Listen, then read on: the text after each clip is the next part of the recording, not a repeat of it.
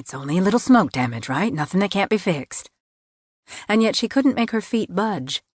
The insurance adjuster would arrive in half an hour, but she'd wanted to survey the damage on her own first. Cooper had offered to go in with her, insisted, really, but she'd sent him on to work. This was Abby's mess, and she'd clean it up, or at least sign the paperwork to have it cleaned up.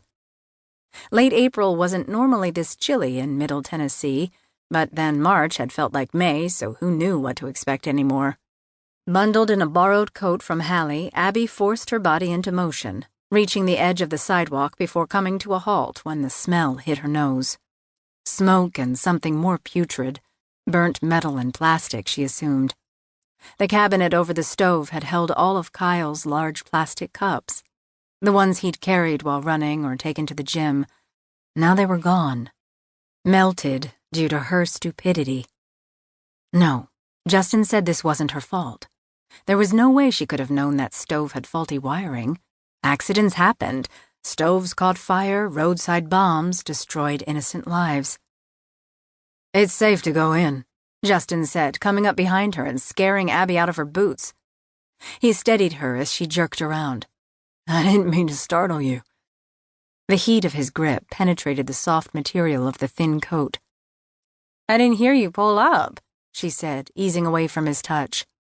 A long night of no sleep provided plenty of time for Abby to come to her senses about this young man.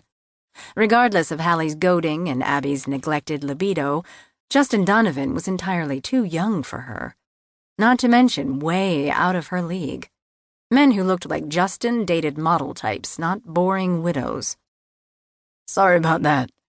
He tucked his hands into the pockets of his low-slung jeans. Though she'd been on the verge of shivering, Justin wore no protection from the cold over his hunter-green button-down, which turned his eyes almost sage. "Do you want to go inside?" he asked. She took a deep breath and then let it out. Might as well be honest. "I've been trying to do that for the last 5 minutes. Picking up what she didn't say, Justin dropped into a voice reserved for timid 2-year-olds and cowardly grown women. "It's going to look worse than it is," he assured her, "and I'll be with you the whole time." Stepping closer, he flashed a supportive smile. "You could do this." Karen Donovan often described her son as a good man. Looking into Justin's caring face, Abby knew the words to be true. With another deep breath, the apprehension melted away. "Okay," she murmured. "Going in." After unlocking the door, she led Justin into the house, lungs protesting the moment they crossed the threshold. Hand over her nose and mouth, Abby hesitated in the foyer. "Worse than it looks," Justin repeated. "And smells. Opening the windows will help." His determination to help her through this brought a smile to Abby's face. They weren't sneaking up on the boogeyman, for heaven's sake. Time to woman up and stop acting like a wuss.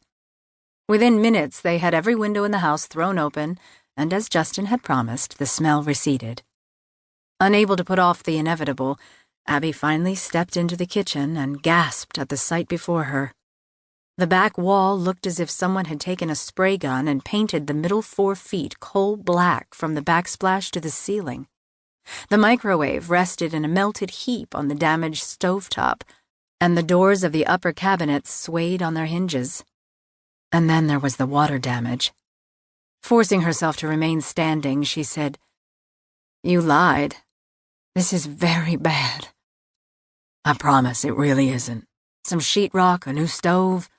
"New cabinets, new flooring, new countertops," she added. "The only things I can save are the sink and the fridge." Abby crossed to the farm sink she had always loved. Thank goodness for cast iron. Swiping a finger along the blackened granite, she barely left a mark. "This is going to cost a fortune."